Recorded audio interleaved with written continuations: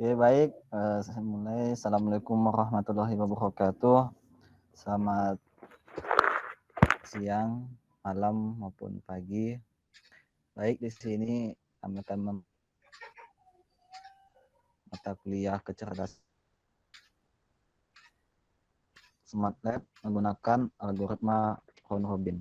Di sini saya sendiri bernama Imam Nur Wahyudi, NIM 18111927, dan ada partner saya Muhammad Yusuf Yudianto dengan NIM 18112002. Baik, langsung saja kita mulai. Pertama ada algoritma round robin. Apa itu algoritma round robin? Round robin merupakan salah satu penjadwalan proses, di mana algoritma ini menggilir proses yang ada di antrian. Proses akan mendapatkan jatah sebesar time kuantum. Jika time kuantumnya habis atau proses sudah selesai, maka CPU akan dialokasikan ke proses berikutnya. Pada penjadwalan proses ini tidak ada proses yang diprioritaskan. Semua proses mendapatkan pembagian waktu yang sama dari CPU.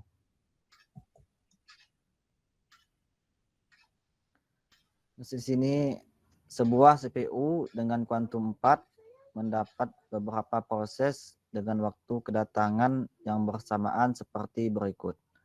Lalu menghitung waktu dimulai, waktu selesai, waktu tunggu, dan turn around atau TA. Di sini ada proses P1, P2, P3, P4, dan P5. Burst time-nya itu ada 4, 9, 6, 5, dan 3. Menghitung waktu mulai terlebih dahulu dengan menggunakan Gantt chart. Rumusnya adalah burst time dikurangi kuantum. Pada sesi 1 ada P1 itu 4 dikurangin 4 sama dengan 0 dijalankan. Terus ada P2 9 dikurangin 4 sama dengan 5 itu dihentikan. Terus ada P3 6 dikurangin 4 sama dengan 2 itu dihentikan. Dan P4 sama dengan 5 dikurang 4 sama dengan 1 dihentikan. Dan P5 sama dengan 3 dikurang 4 sama dengan negatif 1 dijalankan. Karena kalau negatif bisa dijalankan. Proses yang memiliki sisa kemudian dimasukkan kembali ke dalam antrian sesuai dengan urutan prosesnya. Berhubung masih ada sisa, maka kita akan membuat Gantt chart lagi dengan mengeksekusi yang masih terdapat sisa. Ada sesi 2, itu dimulai dari P2 karena tadi masih bisa dijalankan. P2 sama dengan 5 dikurang 4 sama dengan 1 dihentikan. P3 itu 2 dikurang 4 sama dengan negatif 2 atau min 2 itu bisa dijalankan karena sudah negatif. Dan P4 itu ada 1 dikurang 4 sama dengan negatif 3 itu bisa dijalankan. Pada P2 masih terdapat sisa untuk Gantt chart-nya, maka kita akan menguranginya lagi sampai habis. Nah, terus karena di sesi 2 P2 itu masih ada 1, maka di sesi 3 kita menulis kembali P2 sama dengan 1 dikurang 4 sama dengan negatif 3. Maka prosesnya bisa dijalankan. Setelah selesai menentukan waktu antrian, kemudian buat tabel seperti di bawah. Itu ada P1 0,4 dan P2 8, P3 12, P4 16, P5 19, P2 23, dan P3 25, P4 26, dan P2 27. Itu dimulainya dari 0 untuk P1 dan diakhiri dari P3 27 yang didapat dari sesi 3 tadi. Oke, setelah kita menghitung semuanya, sekarang kita akan menginputkan satu-satu ke dalam tabel. Yang pertama dari waktu mulai. Yang pertama adalah prosesnya P1, burst time-nya adalah 4, dan waktu mulainya adalah 0. Nah, ini untuk prosesnya P1, P2, P3, P4, P5. Dan untuk burst time-nya udah kita singgung di slide sebelumnya. Dan waktu mulainya semua dimulai dari 0. Dan P2 dimulai dari 4. P3 dimulai dari 8.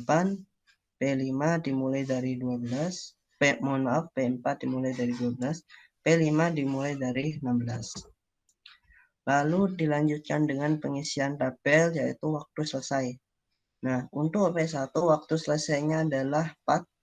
P2 waktu selesainya adalah 27. Karena di sini ada 2, kita akan memilih waktu selesai yang paling akhir. Lalu ada P3 yaitu 25. Di sini P3 ada 12 dan 25. Akan tetapi kita memilih yang waktu selesai itu 25. Begitu juga dengan P4 yaitu 26. Di sini ada 2, maka kita pilih yang terakhir. P5 berhubung karena ada satu saja P5, maka kita menuliskan 19. Selanjutnya kita akan mencari waktu tunggu dengan membuat tabel lagi dan menjumlahkannya. Di sini ada proses 1. Maka P1, P2, P3, P4, dan P5.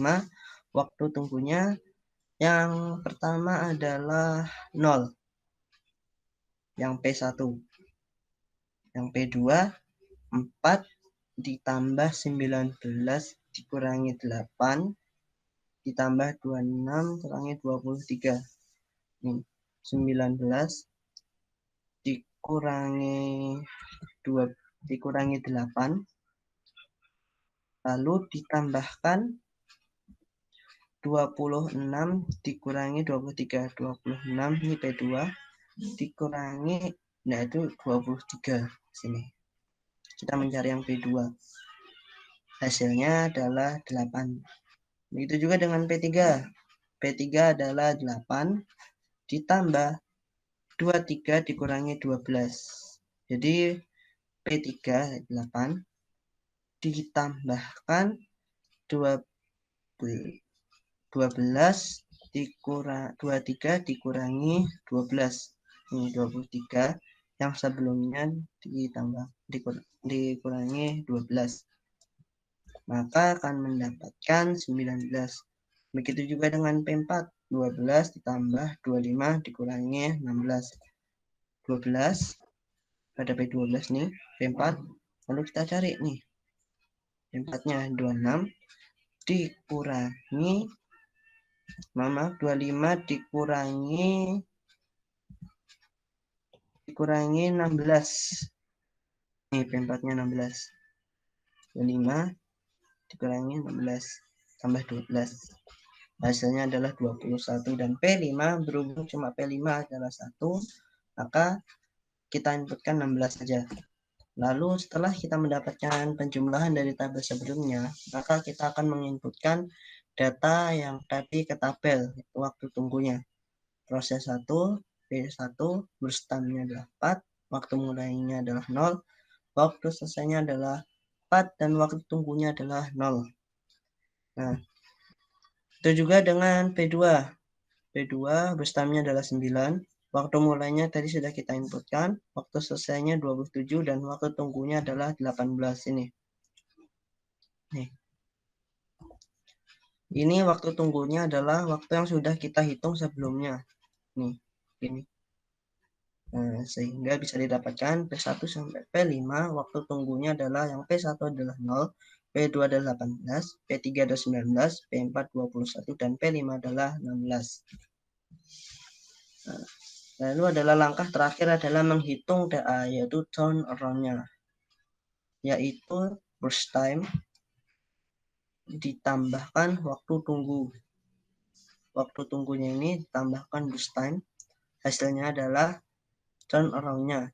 Ya, bisa kita lihat di sini 4 tambah 0 sama dengan 4 pada P1, 9 tambah 18 sama dengan 27 pada P2, 6 ditambah 19 sama dengan 25 pada P3, dan 5 ditambah 21 pada hasilnya adalah 26 pada P4, dan pada P5 3 ditambah 16 adalah 19. Setelah itu kita jumlahkan pada TA ini sehingga mendapatkan angka nilai 101. Lalu setelah itu kita bagi 5 karena di sini ada 5 tabel. P1, P2, P3, P4, dan P5. Sehingga kita bisa mendapatkan rata-rata, yaitu 101 dibagi 5 adalah 20,2. Lalu di sini kita akan melihat untuk simulasinya, di mana pada keempat lampu ini akan menjalankan secara sendiri-sendiri. Maksudnya sendiri-sendiri adalah setelah lampu pertama selesai, maka lampu kedua akan menyala. Begitu juga dengan lampu kedua mati, lampu ketiga akan nyala, dan lampu ketiga mati, lampu keempat akan menyala. Seperti algoritma round robin tadi. Oke, kita jalankan. Nah, lampu 3 mati, lampu 4. Lampu 4 mati, lanjut ke lampu 1. Nah, beginilah untuk algoritma round robin. Mungkin cukup.